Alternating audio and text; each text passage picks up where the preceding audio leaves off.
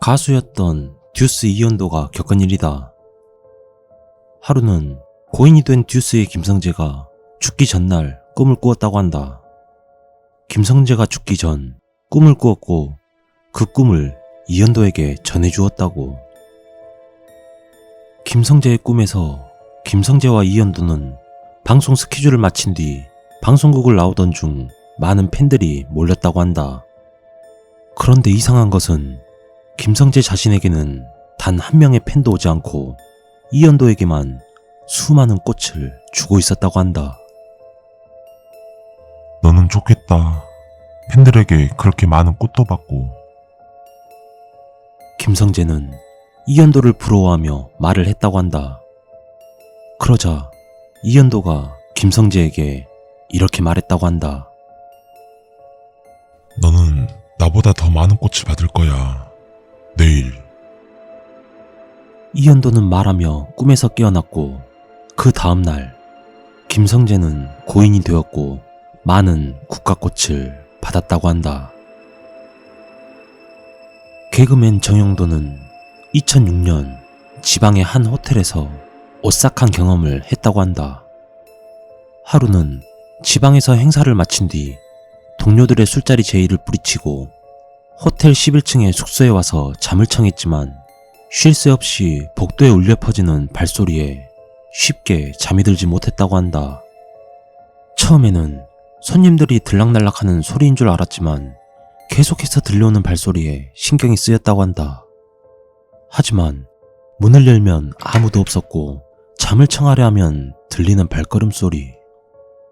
그러다 어느 순간 조용해지더니 갑자기 옆방에서 물소리가 심하게 들려왔다고 한다. 결국 정영도는 잠을 설쳤고 다음날 아침 체크아웃을 하며 직원에게 하소연을 했다고 한다. 아니, 도대체 방음이 왜 이렇게 안 되는지 시끄러워서 잠을 잘 수가 없어요. 하지만 직원은 영문을 모르겠다는 표정을 짓더니 대답을 했다고 한다. 어제 11층엔 정영돈 씨만 투숙했어요. 알고 보니 그 호텔은 과거 대형 화재 참사가 있었던 여관을 없애고 지은 건물이었고 정영도는 그 이후 지방 행사를 다닐 때 절대 혼자 자지 않는다고 한다. 옛날 슈가 멤버 중 한 명이었던 아유미가 일본에 있는 유명한 귀신 터널에서 겪은 이야기다. 일본에는 귀신 터널로 알려진 터널이 굉장히 많다고 한다. 그리고 그런 터널들은 호기심을 자극했고 그중 한 명이 아유미였다. 아유미는 지인들을 설득해 일본 귀신 터널이라고 불리는 곳에 차를 타고 가게 되었다. 하지만 아무리 터널을 왔다 갔다 해도 귀신은 보이지 않았다. 아유미와 일행들은 기대가 너무 컸기에 실망도 컸다. 그래도 할 수 없다고 하며 집으로 돌아가기로 하고 터널을 나오려고 할 때였다. 사고가 자주 나는 터널 근처에는 경찰들이 있는데 일본 순경이 아유미 차량을 급하게 세웠다고 한다. 아유미 일행은 무슨 일인가 하며 차량을 세웠고 창문을 열자마자 순경은 굉장히 화난 목소리로 말했다고 한다. 당신들 지금 뭐 하는 겁니까? 네? 그게 무슨... 영문을 몰랐던 아유미와 지인들은 왜 그러냐며 순경에게 물었다. 그랬더니 순경이 화가 난 듯 말했다. 왜 계속 여자를 지붕에다 태우고 왔다 갔다 하는 겁니까?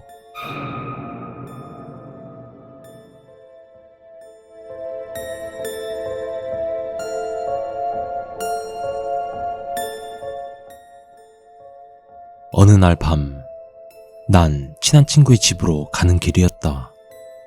친구의 집으로 가기 위해선 두 가지의 길이 있었는데 그중 하나는 지름길인 귀찻길 터널 쪽을 지나가야 하는 곳이었다. 거긴 어두워서 잘 가지 않던 길이다. 하지만 굉장히 추운 겨울날이었기에 일단 빨리 가고 싶어 그 길을 선택했다. 한겨울이라 날씨도 추웠지만 혼자라는 사실이 더욱 몸을 움츠리게 만들었고 걸으면 걸을수록 불안감이 이상하게 생겼다. 그런데 저 멀리 터널 반대편에서 누군가가 철길을 따라 걷고 있는 모습이 보였다. 점점 반대편에서 철길 따라 오고 있는 사람이 뚜렷하게 보였고 검은색 옷을 입은 여자아이였다. 나이는 10살 정도로 보였고 한밤중에 웬 꼬마아이가 철길 위를 걷고 있을까 싶어 계속 보고 있었다. 이윽고 형체를 완전히 알아볼 수 있을 만큼 거리가 가까워졌고 검은 옷의 아이는 철길 위를 걷는 게 아니라 발이 둥둥 떠 있었다. 난 너무 놀라 왔던 길을 뒤돌아 냅다 달렸다. 그리고 사람이 어느 정도 지나다니는 곳까지 뛰어왔고 난 헛것을 본 건 아닌가 싶기도 했다.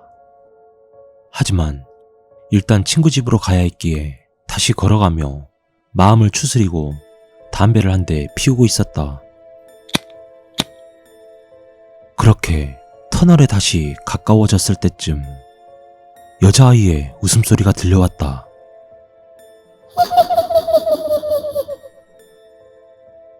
온몸에 소름이 돋으면서 다시 뛰려고 하는데 발이 움직이지 않았고 그렇게 다리에 힘이 풀려 그 자리에 털썩 주저앉아 버렸다. 난 일어나기 위해 안간힘을 쓰고 있는데 저 앞에서 여자아이가 절하는 자세처럼 엎드려 있었다. 그리고 엎드려 있던 여자아이가 천천히 고개를 들었고 창백한 얼굴에 흰자가 없는 검은 눈으로 나를 빤히 쳐다봤다. 난 사람이 아닌 걸 직감하자 다시 뒤돌아 뛰었고 일단 집으로 뛰었다. 집에 와서 친구에게 미안하다며 오늘은 못 가겠다고 하고 윗옷을 벗는데 오리털 파카에 머리카락 뭉치가 모자 속에 들어있었다. 그것도 긴 머리카락 뭉치.